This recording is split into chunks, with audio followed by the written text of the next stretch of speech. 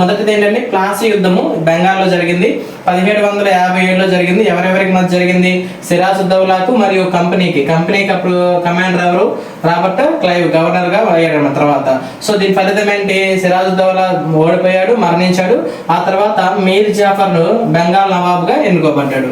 తర్వాత రెండోది ఏంటంటే బాక్సార్ యుద్ధం. ఎప్పుడు జరిగింది? ఇది 1764. చాలా మంది కన్ఫ్యూజ్ అయిపోతుంటారు ఇయర్స్ లో. ఈ రెండింటిలో చూడండి, మనకి పాపాలు ఉంటాయి కదండి, పాపాల్లో పా ముందు వస్తుందా బా ముందు వస్తుందా? పా ముందు వస్తుంది కాబట్టి ఇది ముందు జరిగింది అనమాట. ప్లాసీ ముందు జరిగింది, బాక్సార్ తర్వాత జరిగింది. కన్ఫ్యూజ్ అయిపోవద్దు. మీర్ కాసిం కి కంపెనీకి జరిగింది, రాబర్ట్ క్లైవ్ దీనికి గవర్నర్. దీని ఫలితం ఏంటంటే దివానీ అధికారాన్ని పొందారు. మళ్ళీ ఈ మీర్ కాసిం కి కంపెనీకి జరిగింది కాబట్టి మీర్ జాఫర్ మళ్ళీ నూతన నవాబుగా మళ్ళీ ఎన్నుకోబడ్డాడు. మైసూర్ యుద్ధాలు 4 మైసూర్ యుద్ధాలు జరిగినాయండి. సంవత్సరాలు చూడండి, 1767 నుంచి 69 వరకు మొదటిది, 80 నుంచి 84 వరకు రెండోది. రెండింటిలో కంపెనీ ఓడిపోయింది, అంటే బ్రిటిష్ వాళ్ళ కంపెనీ, ఈస్ట్ ఇండియా కంపెనీ అనమాట. 90 నుంచి 92 వరకు జరిగిన యుద్ధంలో టిప్పుకు కంపెనీకి మధ్య జరిగింది. దీని మా సంధితో ముగిసింది అనమాట. ఈ సంధిలో ఎవరండి?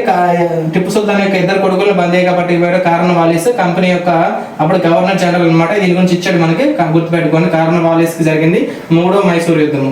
సో 1799లో మంగళూరులో జరిగింది అనమాట. తన రాజధాని మంగళూరు రక్షించుకోబోయి టిప్పు సుల్తాన్ మరణించాడు.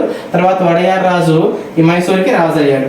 తర్వాత మరాఠా యుద్ధాలు మొత్తం మనకి 3 జరిగినాయి. ఇందులో మొదటి దాంట్లో కంపెనీ ఓడిపోయింది, రెండింటిలో కంపెనీ